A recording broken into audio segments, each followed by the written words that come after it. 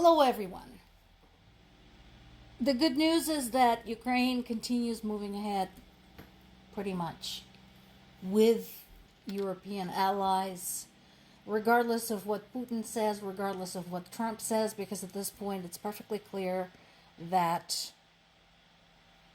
none of that is helpful or productive in any shape or form. Okay, look, folks, in the Russian government, I get that Zelensky is still an inexperienced statement, and he sometimes does some stupid shit. But he's not a complete moron. Do you honestly think he will go and meet with Putin on Putin's territory? Are you nuts? We know what happens to people Putin doesn't like, who fly into Moscow. We know what happens. Their airplanes mysteriously undergo spontaneous disassembly. Now, there are at least 7 countries, neutral territory, that are volunteering to host such a meeting. So, pick one. Or come to Kiev. Why not come to Kiev? Wouldn't make a difference. Particularly come to Kiev once one of your own attacks is going on. That would be fun.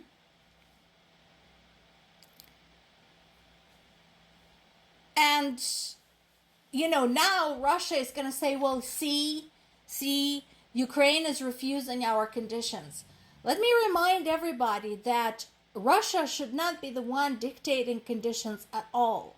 Right now, frankly speaking, Russia should have every decent country pointing whatever weapons they have at it and telling Russia what they should accept and what they should do. Why that hasn't happened yet is beyond me.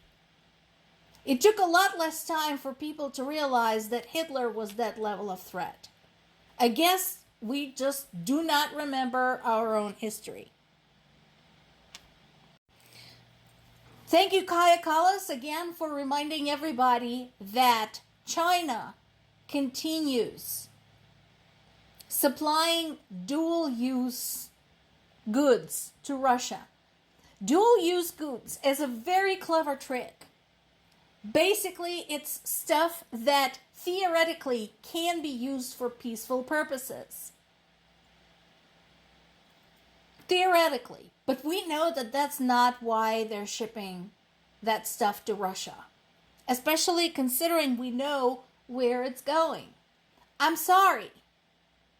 When drone parts, drone engines, motherboards, etc., go to a military drone manufacturing facility, that can no longer be argued as a dual-use import. When explosive components go to a military explosives facility or storehouse, you can no longer argue that they are for the peaceful purposes. You're not fooling anyone. Of course, the conversation about the post-war security continues, which is fine, trying to plan ahead. But let's not forget, in order to get post-war anything, you have to get past the war. And right now, that does not look very likely. Blue sky. Ideally, what would be awesome if the rest of the world realized the threat that Russia poses to all of them, even Russia's current allies. Because historically, any and all of Russia's allies came to regret their alliance with Russia. That's just, it's not me. I'm not making it up. Go look it up. Look up who used to be friends with Russia and what it meant for them in the end. So, what would be awesome if the world realized that and responded to Putin the way, again, we responded to Hitler. But not going to happen. Meanwhile, again, we have trouble with getting accurate information from the front. We know that there are several questionable areas in the east and also in the northeast, such as Kharkiv region, specifically the city of Kupiansk. There's still some question as to what the status is there. I tend to believe Ukrainian military on such matters, is usually they substantiate their statements with satellite imagery. They invite other countries to check maps, records, and so on and so forth, and Russia just says, oh, we have taken thus and such. So in this case, I believe Ukrainian military. What we do know is that there's still armed clashes happening, which means under the circumstances, situation is changing probably by the hour. And that has been the case with a lot of these border towns where you could check every 30 minutes and see a different situation. So waiting to see what is actually happening in Kupiansk. Donald Trump continues posturing, saying that I have no message for President Putin. He knows where I stand and he'll make a decision one way or the other. So, what happened to ending the war, Donald? What happened to ending the war in 24 hours? Putin says something inane about common sense prevailing. Now, here's an interesting statement. It is possible to agree on an acceptable option for ending the conflict. Acceptable to whom?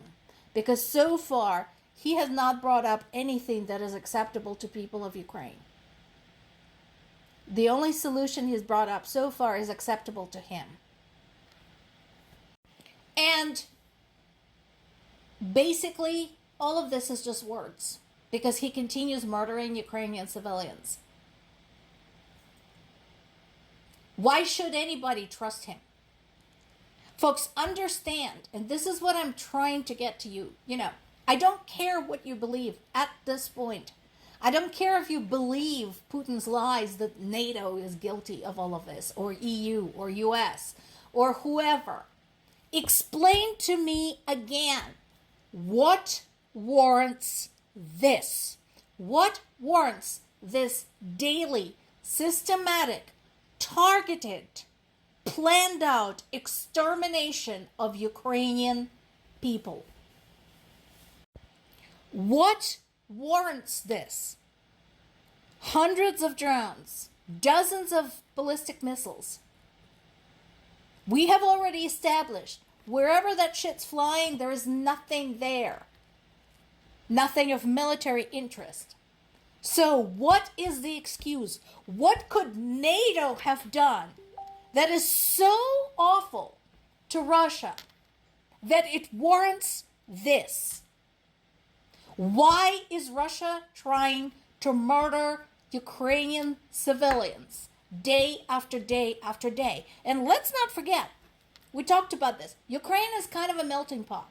Ukraine has multiple nationalities living there, not just Russian nationals, Ukrainian nationals. We have Poles, some Poles living there. We have some Belarusians. We have a large Jewish population, Tatar population. We have some Greek population, some folks from the Baltic states, and all of them are intermixed and intermarried. So when they're raining drones on the heads of these people, there's no way it's to protect the Russian population, because they're all mixed. So what warrants this precisely? The answer is nothing. He does it because he can. More to come.